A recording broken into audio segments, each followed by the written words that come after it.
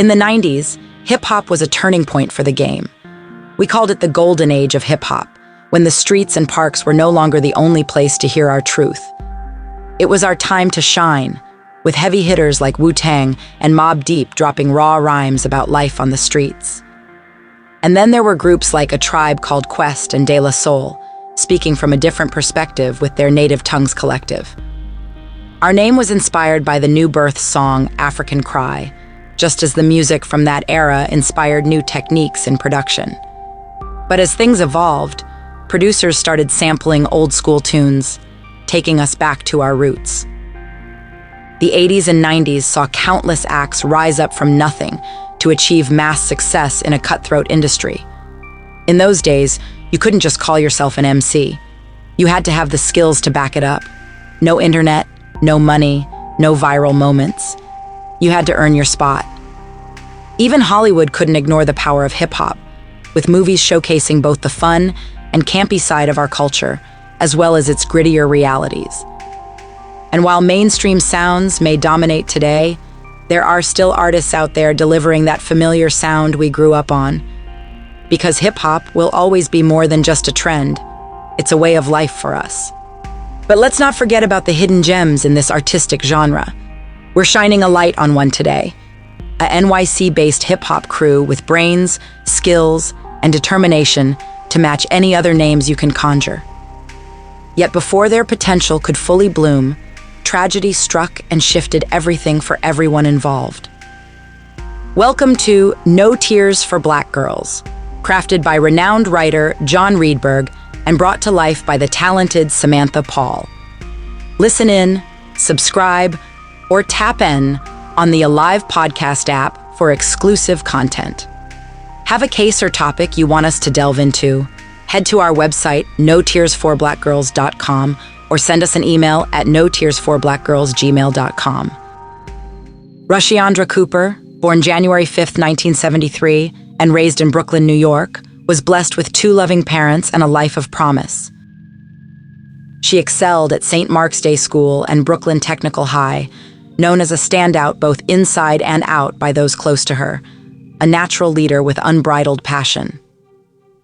Back in high school, she clicked immediately with Julio, who would eventually become her best friend. Rushi was a stunning creature, adorned in the finest fashions and radiating an air of grace. Her sweetness and gentleness were unmatched, yet she held an intense presence that commanded respect. Men fell at her feet, unable to resist her allure. And who could blame them? Rushi was both captivating in appearance and character. Rushiandra was no ordinary student. No, she wasn't just a mere academic success at Brooklyn College with a 4.0 GPA as a psychology major. She lived and breathed education, using her spare time to mentor underprivileged children who were not receiving the quality education they deserved. Her former professor spoke of how it pained Rushiandra to watch these kids fall prey to society's traps, lacking the guidance and opportunities that she so fiercely pursued. So she took action, immersing herself in conflict resolution programs at Maxwell High School and Redirections High School, where she gained the trust and admiration of the students. They saw her as one of their own, someone who understood their struggles because she too had come from the same place. Driven, focused, determined, these were just some words that described Rushiandra. In 1996, she even went through extensive background investigations when she applied to join the NYPD. The countless awards displayed in her family's Crown Heights home were a testament to her hard work and dedication, and everyone around her wanted to see her succeed. They couldn't bear the thought of anything happening to such a bright star. But despite her academic prowess and ambition, Rushiandra also had a talent for writing and rapping. Growing up in an environment surrounded by hip-hop culture and influenced by real-life struggles, music became an outlet for her and her friends.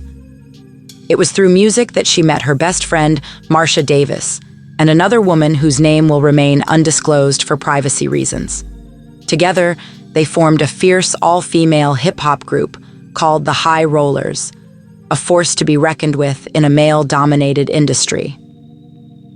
As Rushiandra looked towards the future, Graduation looming and scholarship offers flooding in, it was clear that her options were limitless.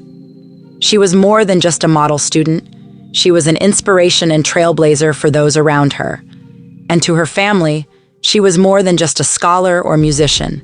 She was the sweet soul and comedian of their home. The year was 1990, or maybe 91, but these dates don't matter in the hood. What mattered was that Rushiandra and her sister Marcia had been down since they were little girls growing up in Forest Hills, Queens. That's where Marcia lived, surrounded by trees and parks, while Rushiandra's crib was more uptown. But they went to the same parochial school, and their families were tight. They rode through Catholic school together, then straight to college, still best friends, still mad clothes the whole time.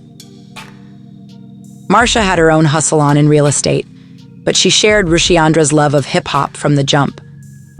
Their goal as a rap group was to speak truth despite all the madness around them. They performed at local spots, built their rep, networked with other artists. People could see it. These girls were about to take off. Everybody wanted to see them blow. They'd just cut a demo with what they thought would be their first single, Life Ain't Easy. Some lines went like, "Times is hard on the boulevard. What you gonna see? Who you gonna be? A doctor or a lawyer or a politician? Life ain't easy. Watch me grow, let me flow, never wanted, always had. Teachers, non-believers, always made my moms mad. Many people told me I'll never make it. 6 feet under in the lot that was vacant. I had to survive, 'cause the streets wasn't fair, but I'm still here." The lyrics spoke volumes about Rushiandra's past, giving listeners a glimpse into her life. Being up-and-coming artists, the young ladies were known for their support of other struggling acts. One night in December 1996, they headed to a popular spot in Jamaica, Queens called the Q Club. Their intention was to show love and support to fellow artists performing that night. But little did they know, this particular night would take a dark and devastating turn. In the wee hours of Thursday morning, as any normal night, Rushiandra and Marcia disappeared without a trace, leaving them face to face with a monster. Before tragedy struck, they enjoyed watching others perform, soaking up the energy and vibes of the night. As dawn approached, they met a man at the club and struck up a conversation. He seemed nice enough, and it wasn't uncommon to make new acquaintances at events like this. Nothing set off any red flags for these two young women, until it was too late. The man, who claimed he worked at Mama's Mini Mart, a 10-minute drive from the Q Club, was an intriguing character. He spoke of a bodega with arcade games inside, where people flocked just to play. Rumors swirled that it was also an underground gambling spot. He convinced the young women to give him a ride there after leaving the Q Club. Inside, they found 3 other customers playing arcade games in the seemingly safe and normal setting. But when those 3 left, everything changed. The front door locked, and Marcia's heart plummeted. She had no idea why, until the man looked her dead in the eye and uttered chilling words. "You're not going anywhere. I'm gonna kill both of you." Fear gave Marcia strength as she swung at the man, but her long fingernails hindered her ability to make a fist. His punch landed with brutal force, knocking her unconscious as she fought for survival. Marcia jolted awake in a haze, her head throbbing and her body in pain. As her eyes adjusted to the dimly lit room, she saw him, the monster with a sickening smile on his face.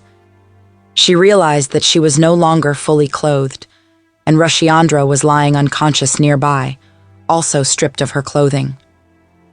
Terrified and alone, Marcia clutched onto Rushiandra's hand as the man's demands became more depraved. He forced them to touch each other before brutally attacking Marcia once again with his hammer. Through the fog of pain, Marcia heard him taunt, "Why don't you just die, bitch?" After that, everything went black.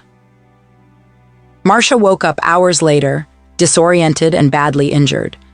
She stumbled around the store looking for their clothes, but all she could see was a light shining through the window, a terrifying reminder that the man who had hurt them might still be out there. But then she was rescued by kind strangers who had been searching for them. It wasn't until later that Marcia learned they had been missing for nearly 2 days, and that the man had stolen their car and crashed it on the highway. The car was found with a man behind the wheel before he ran off into the night. But for Marcia, the real horror lay in knowing that her attacker may never be caught or brought to justice for what he did to her and Rushiandra on that fateful day. In that car, authorities found blood and loose jewelry, evidence of a fierce struggle. Panic and fear consumed the families of the missing women as news of their disappearance spread, and so began the hunt for them. Meanwhile, the two sisters were still inside the store, unaware of the chaos unfolding outside. According to Robert Jackson, one of the men who discovered Marcia and Rushiandra, it was his friend who recognized the women from their photos on the news. His memory flashed back to seeing them at a nearby mini-mart in the early hours of that fateful morning, chatting with a man. Determined to find some answers, the men pried open the gate and entered the store. What they saw was a scene of chaos: overturned shelves, shattered glass, and a body lying motionless on the floor. But as they approached, they noticed movement. Marcia's voice pleading for help from inside an arcade game where she had taken refuge. Covered in blood and barely conscious, she was rushed to a hospital where her condition was listed as critical but stable. Relieved to have escaped with her life, Marcia believed her sister was also recovering somewhere else. Little did she know that Rushiandra had not survived the brutal attack. The medical examiner confirmed her cause of death: blunt force trauma from 19 blows to her head with a ball-peen hammer. The same man who had killed Rushiandra had also viciously attacked Marcia, leaving her for dead as well. But by some miracle, she had clung on to life and was now fighting to survive. When word spread of the heinous attack, folks was quick to put 2 and 2 together. They knew it had to be Fitzroy Morris, a known player in the neighborhood who was always trying to charm his way into the club scene. Living at the mini-mart and working for room and board, Morris had a taste for gambling and often made trips to Atlantic City where he used to deal cards in the casinos. The authorities wasted no time spreading the word and alerting the Gaming Commission and all the casinos in the area. And just before 1997 ended, a tip came in that Morris was holed up at the Claridge Hotel Casino. Detectives were flown out via helicopter, determined to catch the man red-handed. And they did. Found him playing blackjack like nothing had happened. But when they searched his pockets, they found credit cards and other personal items belonging to Rushiandra and Marcia. He couldn't deny it. He was caught red-handed. In a full videotaped confession, he spilled all the gory details of what he did. The news of Rushiandra's death shook Brooklyn and ignited conversations across the city. But for those who were closest to her, like Julio and her inner circle, there was only silence.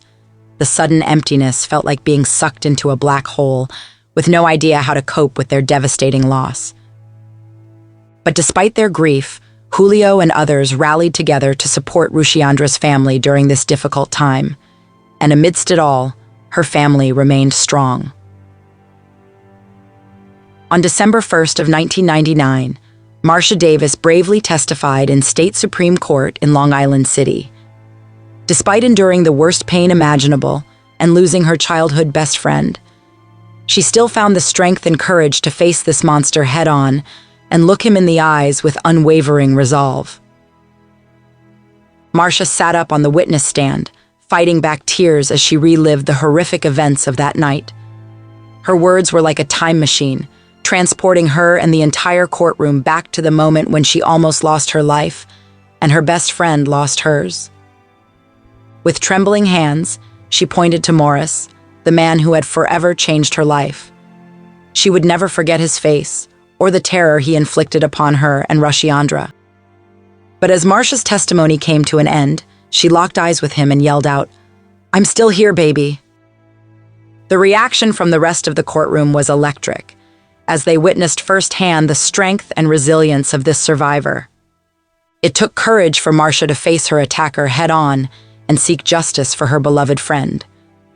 And that so-called man wasn't going to have the last laugh.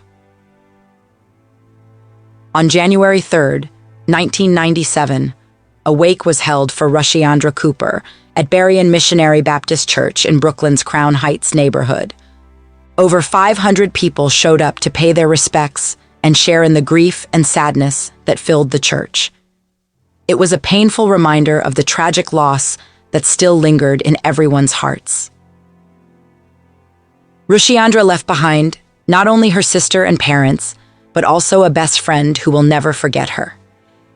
And on February 2nd, 2000, Morris was sentenced to life in prison for taking Rushiandra's life. Justice was served, but it could never bring back what was taken from them. Yet Marcia remained strong, a beacon of light in the darkness, showing that even in the face of unspeakable horror, one can still emerge victorious. The most disturbing part? Before Morris crossed paths with Rushiandra and Marcia, he was already wanted for violating a woman in July of that same year, in the violent Bed-Stuy section of Brooklyn. And that's not all. There were whispers about a possible domestic violence incident with his ex-wife. Did anyone bother to lock him up then? If only justice had been served before, these two young women would have never met such a vile man. Rushiandra Cooper, just like her fellow fierce female rappers, poured her heart and soul into her music. It's heartbreaking to think that if this tragedy hadn't occurred, the High Rollers could have made a real impact in the world of hip-hop. And even if they chose to leave music behind and pursue other paths, they had that option because their talent, intelligence, and drive went beyond just beats and rhymes. Their intentions were pure, always striving to make a difference with their art. Sadly, we'll never know the full extent of the impact Rushiandra and her group could have had on the hip-hop community. But one thing is certain, they were well on their way. Rushiandra Cooper's funeral took place just 2 days before her 24th birthday. This year, she would have turned 50. May she rest in peace, and my deepest condolences go out to her loved ones who are left mourning her untimely death. Thank you for tuning in to No Tears for Black Girls, now a part of the Alive Podcast Network, the first Black female-owned and operated network dedicated to amplifying Black voices. If you enjoyed this episode, please show your support by following us on the Alive Podcast app, available on both iPhone and Android. You can also stay connected with us on social media and YouTube at No Tears for Black Girls, or on X at No Tears for BG. Remember to stay loved, stay blessed, and stay safe. Until next time.